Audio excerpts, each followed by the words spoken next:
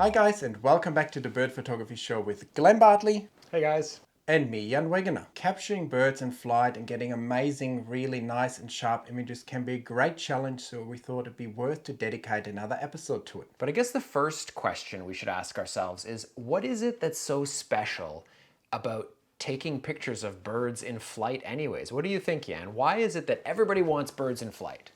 Well, I think there's something just intriguing about flying in general. So I think there's one aspect of birds that they can just jump off and take off into the sky. I think that's quite fascinating for many people. It's kind of the quintessential thing about birds, isn't it? That other things can fly, insects can fly, bats can fly, but when you think about what is the defining characteristic of a bird, a lot of people would certainly say flight. So it makes sense. Yeah, totally. And I mean, there's a lot of photographers that basically only take birds in flight images. So there is a real interesting aspect about taking birds in flight. And to me personally, taking birds in flight pictures has never been a priority, but I think that also had to do with the gear that I was using. I was using a lot of 5D Mark III, 5D Mark IV cameras. And to say it was a challenge is almost an understatement, because often you would try and take a photo and it just wasn't sharp, or the frame rate wasn't enough, and the bird was like out of the frame. With the R5 now, I felt like I've had a lot more opportunities to capture birds in flight, so I've made it a lot more of a priority. Although personally, I only want very specific bird in flight images. Just because a bird is flying doesn't necessarily make it like an amazing image for me. Yeah, that's a great point. And we actually covered what we consider to be the essential elements of a great bird photo in one of our past episodes. I believe it was episode 8. And those still apply to flight photography, obviously except for the perch. But everything else we talked about is still applicable. And if you're not shooting in good light, if you don't have a good pose, if you don't have a good background, it's probably not going to be a great shot, even if the bird's flying. And one other thing that you have to think about when it comes to photographing birds in flight, or at least to get the final great image you're after, is processing that photo. So it's really important that you learn great techniques in the digital darkroom. We've got some great resources for you, whether you want to check out my ebooks or Jan's masterclass, and you should definitely check out our pro sets, because they're going to save you time, which is time is money, as they say, and they're going to give you amazing results. So definitely check those out down in the description. I absolutely love photographing birds in flight when all the conditions come together. Maybe it's the challenge of it that gets me really excited about those opportunities. That's what makes it so exciting as well, because you see that bird flying past you, it's just banking, and you know you can get a stunning shot, and then you might miss it, your camera might miss it, or you get it. And then when you actually get it, it's such a great feeling. You never really know exactly what you captured until you press that play button, and then you see it and you zoom in and you, oh, nailed it, it's sharp, everything, the pose is great. And those are really exciting moments out there in the field. And since our last episode about bird in flight photography is our most watched episode ever, we know that a lot of you guys also love birds in flight photography. So let us know in the comments, what do you find so fascinating about taking birds in flight pictures? What makes a great bird photograph? What do you think? The first thing for me is the pose. If you don't have the right pose, it almost doesn't matter. If the wings are fully stretched out, the bird's a bit higher up, you don't even see anything, then it's definitely not a great photo. So I think the pose is probably amongst all things the most important. You could make a case for wings down, you can make a case for wings up, but the ultimate pose, in my opinion, is the bank. The bank. The top Totally. side bank. The top side bank. Because something like that right there. Because ultimately most birds are going to look the best from that angle and from that pose, I would say. Because for instance, you look at this mulga parrot, it's just a little grey bird, and then it's flying with a banking pose, and suddenly you see all these insane colors it has on the wing. So there's just a lot of birds that have colors you don't even really get to see, but then when they bank mid-air, you suddenly see these amazing wing colors. One thing definitely has to be sharp, whether the wings are blurry or not, and the eye, it really does need to be in focus for it to be a quality image. And then obviously we need good light. Probably want relatively low sunlight, or maybe a nice overcast day. But if it's an overcast day, you definitely can't shoot against the sky or the water, because it will just be like washed out gray and not very nice to look at. So if you have like a nice green forest background or something, overcast is probably your friend. But most other times, relatively low, but not too low sunlight is probably good. I like shooting in the sun because you get sort of that more vibrant color right out of the gate, but then realize that like you're getting way more throwaway shots because the shadow from the bird's wing on the bird's body and like so many more like just shots that don't really work. I actually prefer shooting it in bright overcast conditions now because you don't have to be so precise with your light angle, and you just kind of, like with normal bird photography, as we've mentioned before, you just have more opportunities to create a quality image when you don't have to worry about light angle and, in this case, shadows. So now we talked so much about what makes a great flight shot, but how can you actually take a great flight shot? We already talked about what you need and kind of the settings and techniques in episode 4 of the bird photography show. But today we really want to talk about what it takes in terms of gear, because there's definitely gear that's more suited towards bird and flight photography than other gear. And bad gear for birds in flight leads to a lot of frustration because you might see the bird in front of the camera, but then you look at it on the back of the camera and it's just not in focus, and that can drive you crazy. And this was something where a lot of people actually switched brands to Nikon because their DSLR cameras were just the most advanced, the best at tracking birds in flight. And of course, you don't need the best of the best. Like probably right now, most people would probably say that Sony A1 is probably the best overall. Probably would be like the champion of birds in flight. We'll talk more about that later. But you don't need to have that camera. Of course, like I took lots of great photos of birds in flight with my old 40D, 50D, 7D Mark 1, 7D Mark 2.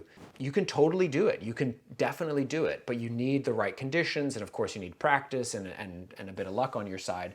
The camera is always just a tool that can help you get better results. The main thing that changes with the better equipment is the hit rate of sharp photos. Like if I compare like an R5 to 5D Mark IV, I think on the 5D Mark IV, my hit rate where I really nail a shot might be like 30 or 40%, whereas with the R5 and a good lens, it feels like it's like 80, 90% of sharp shots. And you were at 30, 40% of 5 frames a second or whatever it was. Yeah. And now you're at like 80% hit rate of 20 frames a second, or 30 if you're shooting with an A1. Quick rapid fire here, Jan. Tripod or no tripod? If I'm using a really big heavy lens, I'm sometimes tempted to use the tripod simply because it's tiring out your arms. But overall, generally speaking, flight shots are better handheld because you're just a lot more flexible in terms of how you can track the bird and follow the bird. If the bird does a sudden movement, it's harder to follow it on the tripod. But with the 600, most of my flight shots I've probably done on a tripod, whereas with a smaller lens like 100 to 500, I only handhold it. Yeah, I pretty much go no tripod exclusively for birds in flight.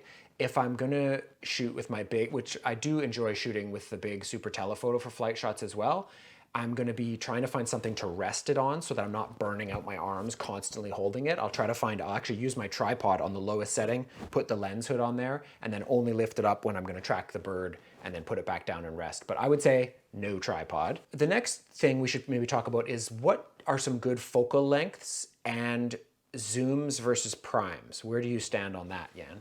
I always used to like primes, but now that we have a lot more capable zoom lenses, my preference would definitely be a zoom lens for birds in flight photography, simply because if the bird is doing great things and coming just that little bit too close to you on the prime lens, you just clip it, you're ruining maybe the opportunity of a lifetime, whereas on a zoom you can quickly zoom back and still get the shot. So I think the flexibility of the zoom lenses definitely give you more chances there. And the other thing is the prime lenses used to have such more fast autofocus and better image quality, but with the latest zoom lenses, that's not really true anymore either. So it feels like the prime lenses gave up an edge there, and now the zoom lens that's as sharp with as fast autofocus has the flexibility. So that would be my preference now. What about focal length? It's all about how close can I get. In episode 4, I was talking about photographing these little violet green swallows flying around, and I needed the focal length. I mean, I was using my 600 plus a 1.4 converter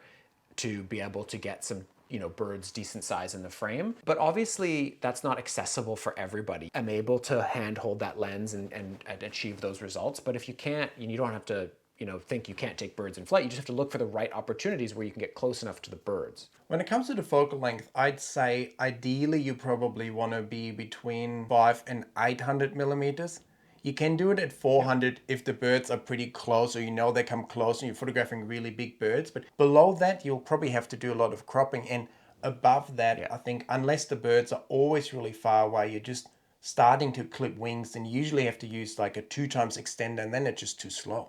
So now that we just talked about lenses, what's the ideal bird in flight lens for you? What you want is something that's ideally like reasonably light. So let's say less than 2 kilos, maybe like under sort of that 4 or 5 pound mark. 200 to 600 millimeters would be great. I don't think I would want, in an ideal world, anything less than 600. So yeah, 200 to 600, less than 2 kilos, fast focusing, and has good IS.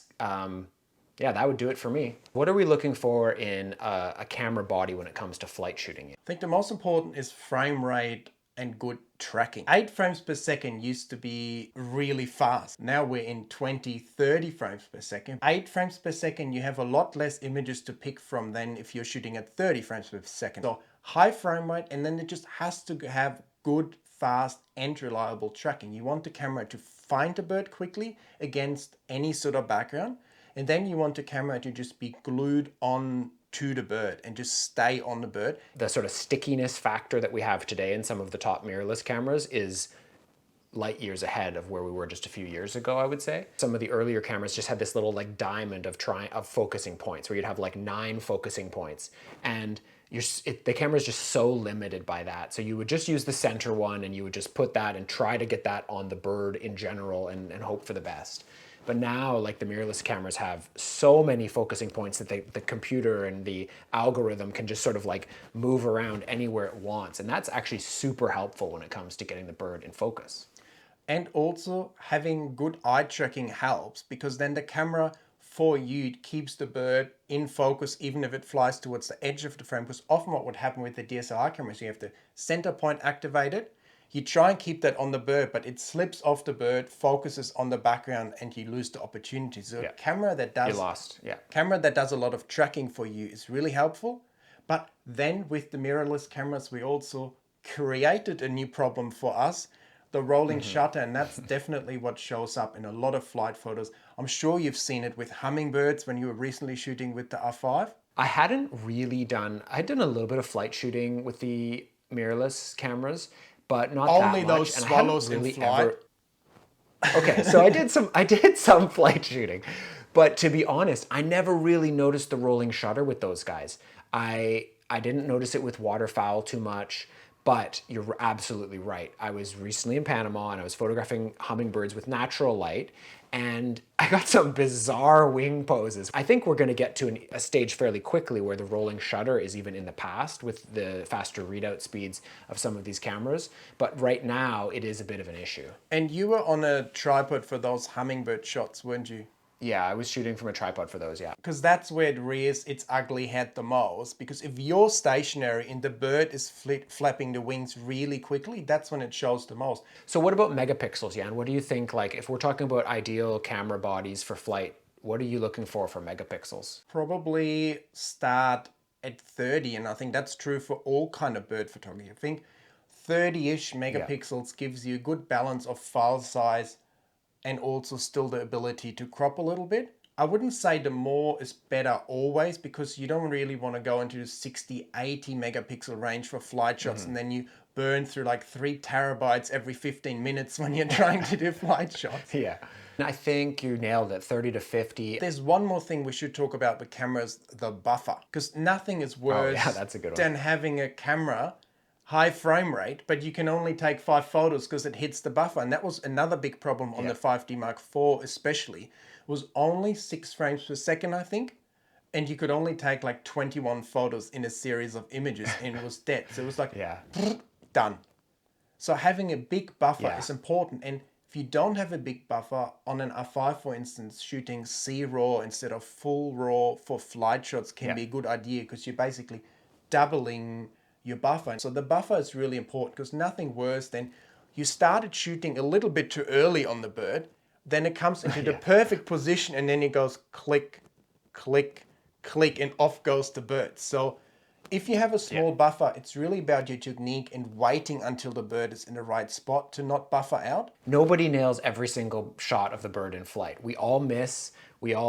There's bad poses, you miss focus, you screwed up your exposure settings. We all make mistakes. The name of the game, obviously you can practice, you can do everything right, but ultimately it comes down to trying to get lots of frames and then picking out those one or two really good ones. So the more pictures you can take, the more your buffer allows, having a good memory card, a nice fast memory card, like Jan and I have both been using these ones from Wise Advanced. We were really happy with them. And all those things, all those little things are going to help you in the end to get the results that you're after. So guys, you might be surprised now that we are in different outfits in the studio. We had some technical difficulties and Glenn tried to defect to South America for a few months, but I got him back behind the computer now in his house back in Canada. So let's jump right in and finish this video. We were just about to talk about some of the really great gear that we recommend for flight photography from each of the companies. So we're going to start with lenses, and we're going to start, of course, since we both shoot Canon, we're going to start with Canon. Other than using the big super telephotos, which obviously always has certain advantages if you can handhold them. But beyond that, I think it's kind of obvious right now that the ideal flight photography lens from Canon is the 100 to 500. I think that's the lens that I would be using in most occasions now because it's just so small, as you can see, pretty light, pretty easy to handhold. And for me, the real stroke of genius with this lens was really bringing it to 500 millimeters, making it a lot more viable than the 100 to 400, which I see on your table there, which is also a great lens. But I think having that extra 100 millimeters without using an extender with faster autofocus is definitely a great advantage. No, I totally agree. The extra 100 millimeters is great. And you know what would be even better? An extra 200 millimeters. It's a bit easier to get a smooth background if you're using prime lenses. That's probably the biggest Achilles heel of using zoom lenses, that usually your background is just not as smooth. And then Canon also has those new options like the 600 and 800 f11.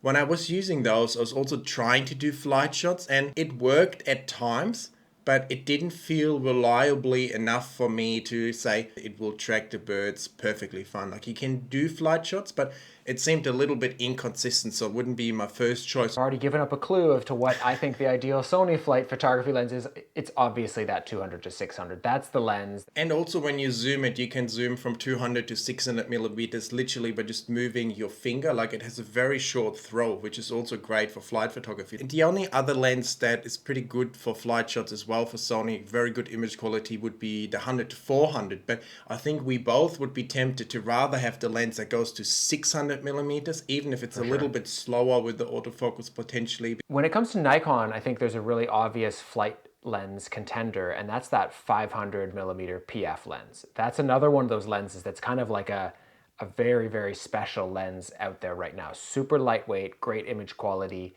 and you've got 500 millimeters. You still have f5.6, which is, you know, compared to these other zooms we've mentioned, still a much faster lens, and yet still very light. That's probably the lens that I would go for if I was concentrating on flight photography, if I was shooting Nikon. What do you think, Jan? Nikon also has this excellent new 100 to 400 millimeter lens. It's even lighter than the Canon 100 to 500. So this is a really nifty little lens. It's also great for video, but I've done a few flight shots with it as well, and it tracks it fast. It's done a very good job. So I think that could definitely be another very interesting contender.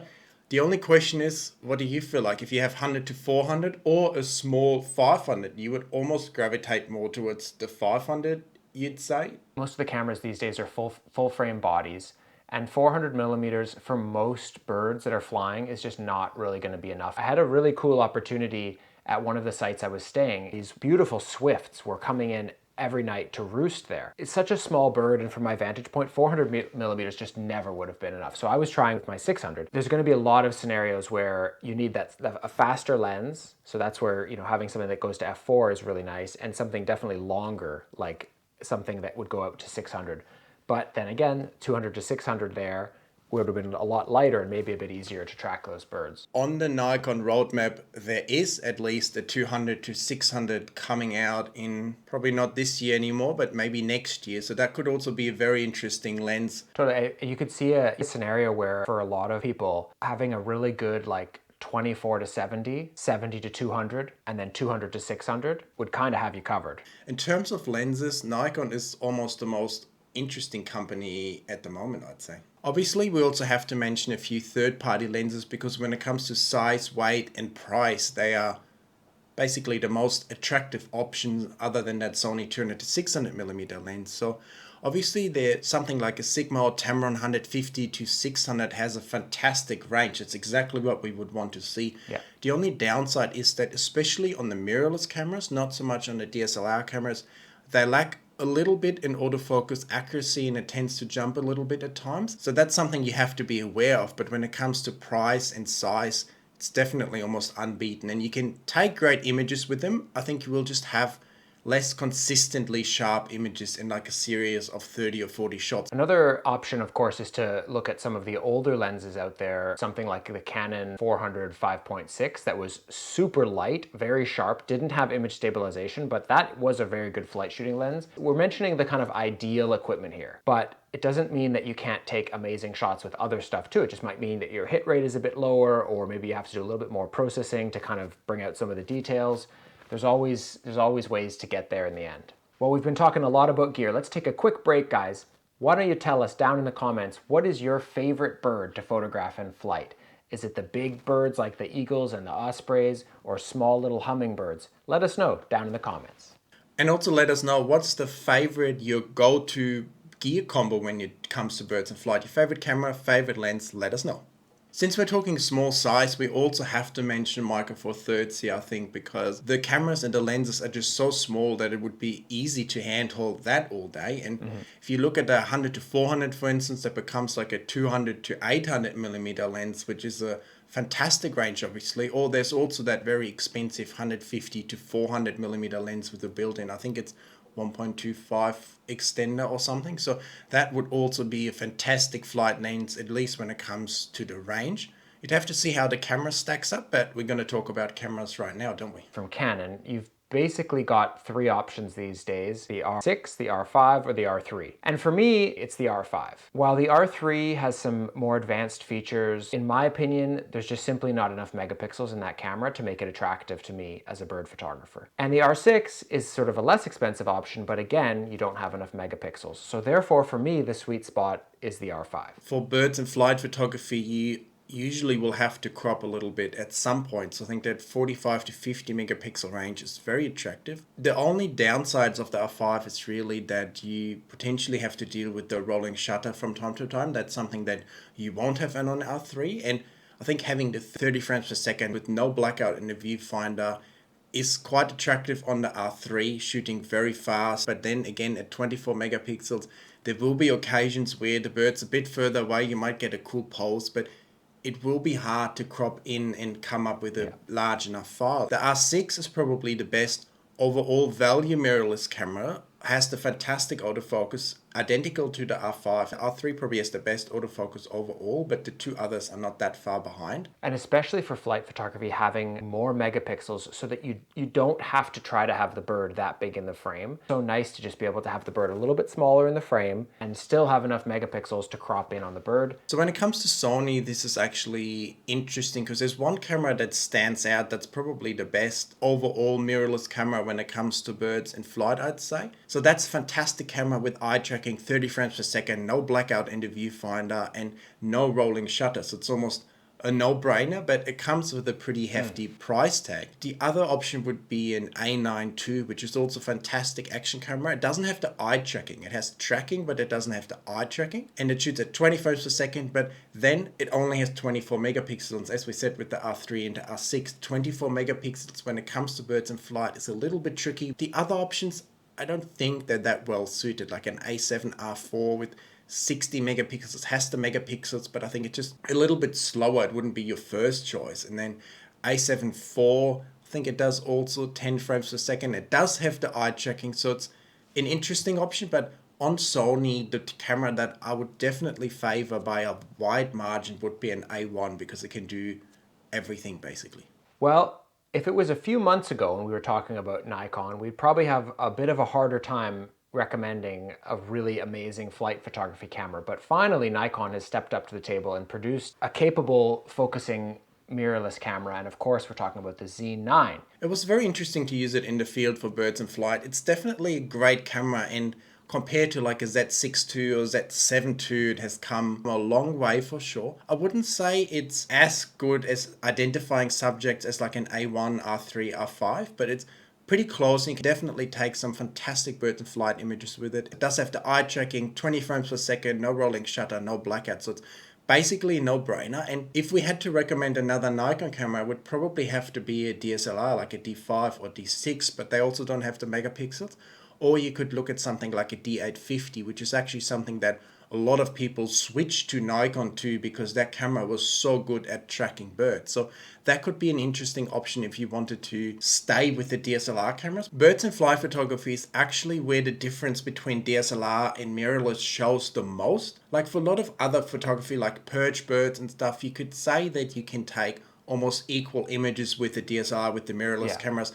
You just have different techniques. It's nicer with the mirrorless camera, but you don't need the mirrorless camera. Whereas I think for birds in flight, like your hit rate, the tracking, everything is just so much better with the mirrorless cameras that it's hard to recommend DSLR cameras, because you probably would have had a much harder time shooting all these swallows in flight that you photographed like over the last year.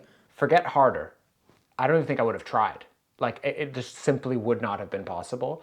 OM Systems, formerly known as Olympus, came out with the new OM1 that looks like quite an interesting camera. I think it shoots up to 50 frames per second at 20 megapixels, but it's a micro four thirds sensor, so it's obviously a 2 times crop factor. So their 20 megapixels is different to 20 megapixel on a full frame camera, obviously. I've not used one, but from all I've seen, it does seem to be not in the same league as like Sony or Canon when it comes to tracking your subject. So while it's very attractive from like a weight point of view and has a decent price point, I'm not sure how I would feel about it in the field. Their Pro Capture feature is something that I would love to have in Canon. Pro Capture, basically when you turn it on, it's always recording to the sort of virtual buffer, so that when you actually hit the shutter button, it's already recorded a certain amount of frames before that. So imagine if you're trying to capture a bird right when it jumps off of a branch.